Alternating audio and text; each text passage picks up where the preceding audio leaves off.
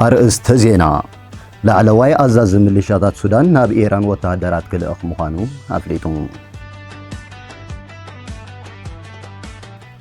ليبانوس زيغاتات إيران فيزا خي حزو ناب هاجر خي أتو وسينام چاينا كلكلا مشتا ندادي ناوطا هاجرات جيرا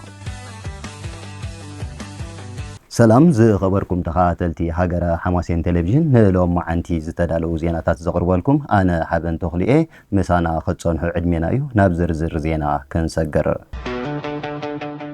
لعلواي أزازي ميليشيات السودان ناب إيران سراويت كلأخ مخانو أفليتون لعلواي أزازي ناي سودان إسلاميين حيلتات الناجي عبد الله أمريكان إسرائيل عند حردا أجر سراويت أختيتن نسون إيران دقف المورال النمهب سراويت كمزلخ التحساسيبو مس دقفتو قينو أبزاس معو مدرة ناي سودان مجاهدين أبغوني تهران دو كمزبلي يزقلت أبتي محبراو ميديا تزرقح مسلم فيديون نحنا أبغوني إيرانينا كمزي إلنا نزارب زلنا دما أب سودان كينا إنا كبل زلوه دقف هفليتون إسلامويت إيران أبزوا ما أكلاي مبراق زلوه تلوان مسفح كاب كل تشعن إسران سلسان أتحيزا نسراوي سودانن ملشا سودانن نايكي إلا تاتاتوار دقف كتقبر مصنحا يذكر بفلاي كا مستوم طورنفات إسلاماوي حيلتات طبو ركب كمزي نبرا يوزنقر مزيز التأساسرة أمريكا أبز حلفة عامت نمينستر فاينانس السودان جبريل إبراهيم مس إيران إسلاما وحيلتات السودان ركبالو بمبال قدا خمز قبرتلو زرسا عيكونن كابز بتوساخي إيران نودبن معرفون فرت بورت السودان كم أورا مراقفة أطوارن بمتكام نتي أبي منزلو شبراوي قجل حتي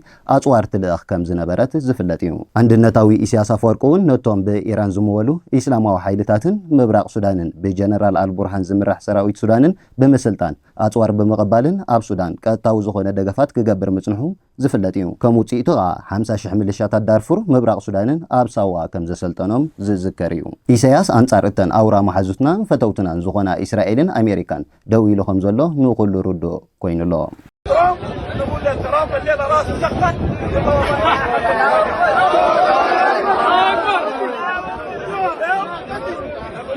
حقنا لسه واجه لكن الله صلى الله عليه وسلم الإيرانيين إن شاء الله حيسحبوكم ساقي إن شاء الله في الأيام الجاية ونحن بنأيد إيران نقول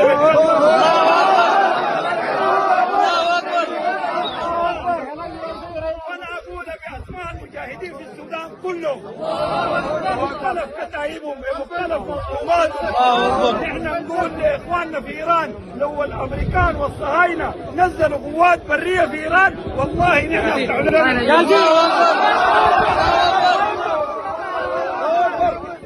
نقول الكلام ده على الملأ الليلة نقول على الملأ الليلة إذا الأمريكان والصهاينة والماسونية يتربصوا بأخواننا في إيران نزلوا قوات برية والله نحن كتائبنا دي كلها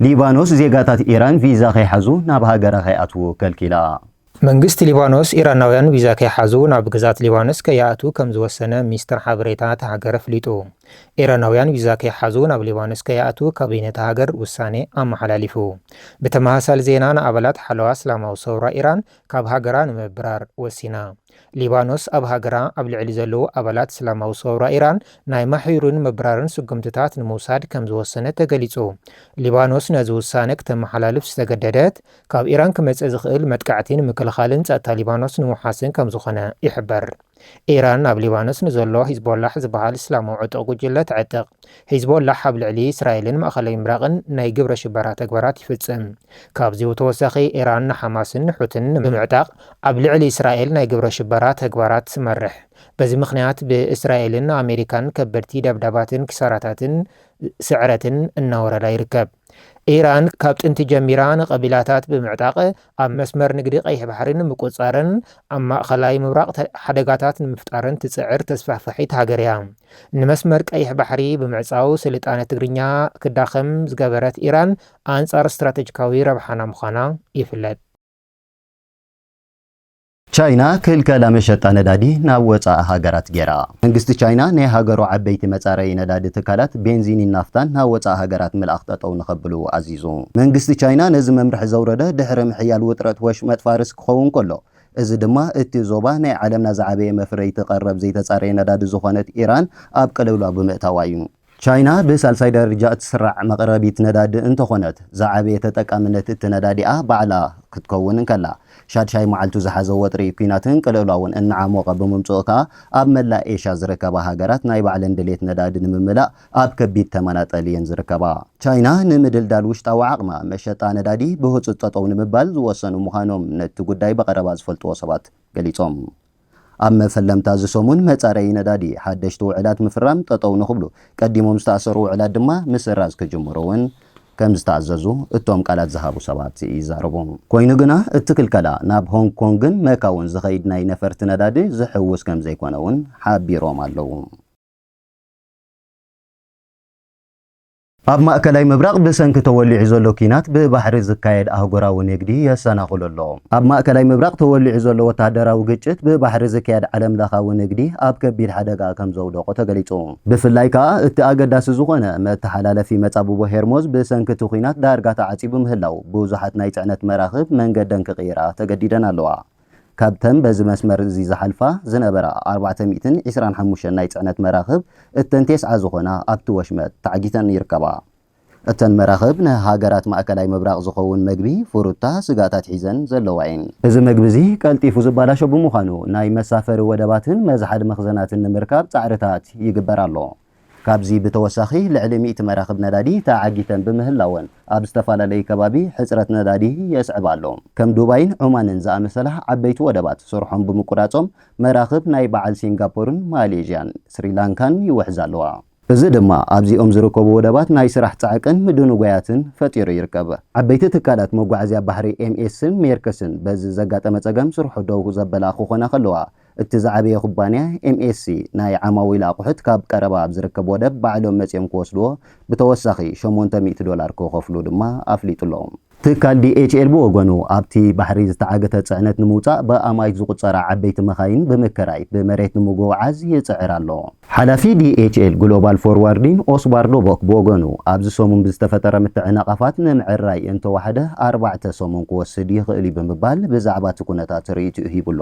እቲ ናይ መጻብቦ ሆርሞዝ መተሓላለፊ ምዕፃው ንሃገራት ዓረብ ብፍላይ ድማ ንሃገራት ወሽመጥ ከቢድ ማሕበራውን ቁጠባዊ ሳዕቤንን ከም ዘኸተለለን ይፍለጥ። ኣብቲ ወሽመጥ ዝርከባ ሃገራት ስዑድ ዓረብ፣ ኩዌት፣ ቀጠር፣ ሕቡራት ኢማራት ዓረብን ባሕሬንን ነዳዲ ሰደድ ዝገብራሉን ሸቐጥ ዝእትዋሉን በዚ መጻብቦ እዩ። ሃገራት ዓረብ ካብ 80 ክሳብ 90 ሚእታዊት መግብታት ካብ ወፃኢ ከም ዘእትዋ ይፍለጥ። ስርናይ፣ ሩዝ፣ ዑፉን ሒዘን ዝመጻ መራኽብ ከኣትዋ ብዘይምኽኣለን ኣብ ዕዳጋታት ከቢድ ሕፅረት መግቢ ክፈጠር ከም ዝኽእል እዩ ዝግመት። ብሰንኪቲ ተወሳኺ ናይ መጓዓዝያ ኢንሹራንስ ተወሳኺ ክፍሊት እውን ዋጋ መጓዓዝያ ምግብን ክንህር ተወሳኺ ምኽንያት ኮይኑዎ ኣሎ። ካብዚ ብተወሳኺ እቲ ጽዕነት ክራገፍ ስለ ዘይከኣለ ድማ እቲ ኣብ መራኽብ ተዓጊቱ ዘሎ ስጋ፣ ፀባ፣ ፍረታት ይበላሾ ስለ ዘሎ ንነጋዶ ኣብ ዓብዪ ክሳራ ኣሳጢሕዎም ይርከብ። ዋላ እኳ እተን ሃገራት መፍረይቲ ነዳዲ እንተኾና ዝተጻረየ ነዳዲ ካብ ወፃኢ ስለ ዘእትዋ ኣብ ውሽጢ ሃገር ናይ ነዳዲ ሕፅረት ከጋጥመን እውን ይረአ ኣሎ። ሃገራት ወሽመጥ ዓረብ ኣጽዋራት ጸረ ድሮንን ሚሳይላትን ካብ ዩክሬን ንምዕዳግ ይዘራረቡ ከም ዘለዉ ተሓቢሩ።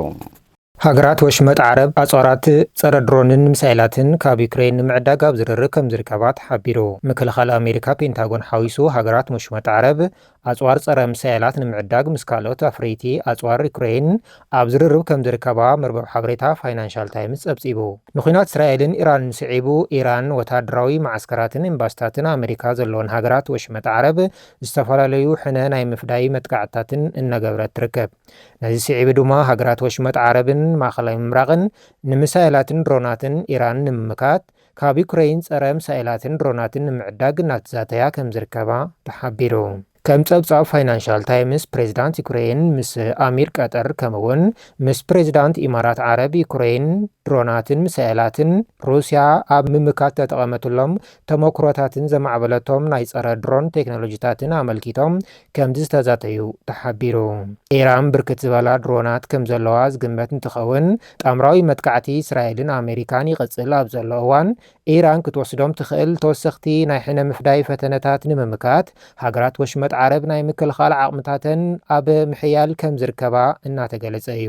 ዝተፈላለዩ ወታደራዊ መጽናዕታት ከም ዝሕብርዎ ዩክሬን ንመጥቃዕታት ሩስያ ንምክልኻል ኣዝዩ ሕሱር ዋጋ ዘለዎም ተተኮስቲ ጸረ ነፈርቲ ትጥቀም ብምዃና ምስ ዋጋ እተን ኣጥፍአን ዝጠፍኣ ድሮናት ኢራን ክነጻጸር ከሎ ዝሓሸ ብምዃኑ ኣብ ምምካት ድሮናት ሩስያ ውፅኢታዊ መፍትሒ ከም ዝፈጠረት ይእመነላ። ቅልጣፈ ጸረ ድሮን ዩክሬን ምስ ድሮናት ኢራን ክነጻጸር ከሎ ድማ ቅልጣፈ ጸረ ድሮን ዩክሬን ኣብ ሰዓት 250 ኪሎ ሜትሮ ናይ ምጓዓዝ ዓቕሚ ዘለዎ ክኸውን ከሎ ድሮናት ኢራን ድማ ኣብ ሰዓት 185 ኪሎ ሜትሮ ናይ ምጓዓዝ ዓቕሚ ዘለዎን ብምዃነን ቴክኖሎጂ ዩክሬን ዝሓሸ ይገብሮ። ካልእ ጀነራል ቸሪ ዝተባሃለ ኩባንያ መፍረዪ ኣጽዋር ዩክሬን ንድሮናት ኢራን ኣብ ምህዳንን ምምካትን ኣዝዩ ዝቐልጠፈ ዓቕሚ ዘለዎ መሳርሒ ከም ዘፍረየ ገሊጹ። ካብዚ ብተወሳኺ ዘለንስኪ ንሰበስልጣናት ሃገሮም ጸረ ድሮን ንዝሓታ ዘለዋ ሃገራት ወሽመጥ ዓረብ ዝኸውን መፍትሒ ዝኸውን ነገር ከቕርቡ ከም ዝኽእሉ ተገሊጹ። እቶም ፕሬዚዳንት ወሲኾም ድማ ዩክሬን ውሑስ ምንቅስቓስ ንግዲ ባሕሪ ንክህሉ ኣብ ምግባር ንምድጋፍ ዓቕሚ ከም ዘለዋ ምግላጾም እዩ ተሓቢሩ። ዩክሬን ኣብ 2022 ምስ ሩስያ ኩናት ኣብ ዝጀመረትሉ ሙሉእ ብምሉእ ካብ ኣሜሪካን ሃገራት ኤውሮጳን ኣጽዋር ተእቱ ከም ዝነበረት ይፍለጥ። ሕጂ ግን ካብ ጽግዕተኝነት ተናጊፋ ሕሱራት ጸረ ድሮንን ሚሳኤላትን ክተፍሪ ጀሚራላ። ኣብዚ ግዜ እዚ ፍልጠትን ቴክኖሎጂን ማዕረ ክንደይ ከም ዝሓሰረን ብቐሊሉ ዝደደኻዮ ክትሰርሕ ከም ትኽእልን ይፍለጥ። ደረጃ ምዕባለ ናይዚ ዓለም ክውንጨፍ ከሎ ህዝቢ ኤርትራ ግን ብሰንኪ አንድነታዊ ኢሳያስ ካብ ትምህርትን ቴክኖሎጂን ተነጺሉ ኣብ ድኽነትን ድንቁርናን ተሸሚሙ ይርከብ። ኣብ ማእከላይ ምብራቕ ብሰንኪ ተወሊዑ ዘሎ ኪናት ብባሕሪ ዝካየድ ኣህጉራዊ ንግዲ የሰናኽሎ ኣሎ። ኣብ ማእከላይ ምብራቕ ተወሊዑ ዘሎ ወታደራዊ ግጭት ብባሕሪ ዝካየድ ዓለም ለኻዊ ንግዲ ኣብ ከቢድ ሓደጋ ከም ዘውደቆ ተገሊጹ።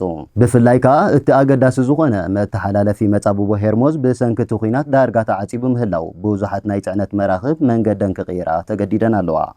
ካብተን በዚ መስመር እዚ ዝሓልፋ ዝነበራ 425 ናይ ጽዕነት መራኽብ እተን 9 ዝኾና ኣብቲ ወሽመጥ ተዓጊተን ይርከባ። እተን መራኽብ ንሃገራት ማእከላይ ምብራቕ ዝኸውን መግቢ ፍሩታ ስጋታት ሒዘን ዘለዋ እየን። እዚ መግቢ እዚ ቀልጢፉ ዝባላሾ ብምዃኑ ናይ መሳፈሪ ወደባትን መዝሓሊ መኽዘናትን ንምርካብ ጻዕርታት ይግበር ኣሎ። ካብዚ ብተወሳኺ ልዕሊ 100 መራኽብ ነዳዲ ተዓጊተን ብምህላወን ኣብ ዝተፈላለዩ ከባቢ ሕፅረት ነዳዲ የስዕባ ኣሎ። ከም ዱባይን ዑማንን ዝኣመሰላ ዓበይቲ ወደባት ስርሖም ብምቁራጾም መራኽብ ናይ በዓል ሲንጋፖርን ማሌዥያን ስሪላንካን ይውሕዝ ኣለዋ። እዚ ድማ ኣብዚኦም ዝርከቡ ወደባት ናይ ስራሕ ጻዕቅን ምድንጓያትን ፈጢሩ ይርከብ። ዓበይቲ ትካላት መጓዓዝያ ባሕሪ ኤምኤስን ሜርከስን በዚ ዘጋጠመ ጸገም ስርሑ ደው ዘበላ ክኾና ከለዋ እቲ ዝዓበየ ኩባንያ ኤምኤስሲ ናይ ዓማዊል ኣቑሑት ካብ ቀረባ ኣብ ዝርከብ ወደብ ባዕሎም መጺኦም ክወስድዎ ብተወሳኺ $800 ክኸፍሉ ድማ ኣፍሊጡሎም። ትካል ዲኤችኤል ብወገኑ ኣብቲ ባሕሪ ዝተዓገተ ጽዕነት ንምውጻእ ብኣማይት ዝቝጸራ ዓበይቲ መኻይን ብምክራይ ብመሬት ንምጉዕዓዝ ይጽዕር ኣሎ። ሓላፊ ዲኤችኤል ግሎባል ፎርዋርዲን ኦስባርዶ ቦክ ብወገኑ ኣብዚ ሰሙን ብዝተፈጠረ ምትዕንቓፋት ንምዕራይ እንተዋሕደ 4 ሰሙን ክወስድ ይኽእል ብምባል ብዛዕባ እቲ ኩነታት ርእይቱ ሂቡሎ። እቲ ናይ መጻብቦ ሆርሞዝ መተሓላለፊ ምዕጻው ንሃገራት ዓረብ ብፍላይ ድማ ንሃገራት ወሽመጥ ከቢድ ማሕበራውን ቁጠባዊ ሳዕቤንን ከም ዘኸተለለን ይፍለጥ። ኣብቲ ወሽመጥ ዝርከባ ሃገራት ስዑድ ዓረብ፣ ኩዌት፣ ቀጠር፣ ሕቡራት ኢማራት ዓረብን ባሕሬንን ነዳዲ ሰደድ ዝገብራሉን ሸቐጥ ዝእትዋሉን በዚ መጻብቦ እዩ። ሃገራት ዓረብ ካብ 80 ክሳብ 90 ሚእታዊት መግብታት ካብ ወጻኢ ከም ዘእትዋ ይፍለጥ። ስርናይ፣ ሩዝ፣ ዑፉን ሒዘን ዝመጻ መራኽብ ከኣትዋ ብዘይምኽኣለን ኣብ ዕዳጋታት ከቢድ ሕፅረት መግቢ ክፈጠር ከም ዝኽእል እዩ ዝግመት። ብሰንኪቲ ተወሳኺ ናይ መጓዓዝያ ኢንሹራንስ ተወሳኺ ክፍሊት እውን ዋጋ መጓዓዝያ ምግብን ክንህር ተወሳኺ ምኽንያት ኮይኑዎ ኣሎ። ካብዚ ብተወሳኺ እቲ ጽዕነት ክራገፍ ስለ ዘይከኣለ ድማ እቲ ኣብ መራኽብ ተዓጊቱ ዘሎ ስጋ፣ ጸባ፣ ፍረታት ይባላሾ ስለ ዘሎ ንነጋዶ ኣብ ዓብዪ ክሳራ ኣሳጢሕዎም ይርከብ። ዋላ እኳ እተን ሃገራት መፍረይቲ ነዳዲ እንተኾና ዝተጻረየ ነዳዲ ካብ ወጻኢ ስለ ዘእትዋ ኣብ ውሽጢ ሃገር ናይ ነዳዲ ሕፅረት ከጋጥመን እውን ይረአ ኣሎ። ዝኸበርኩም ተዓዘብቲ ቴሌቪዥን ሃገረ ሓማሴን ነሎም ማዓንቲ ዝነበሩ ዜናታት ኣብ ዝዛዚምና ኣለና። ሰላም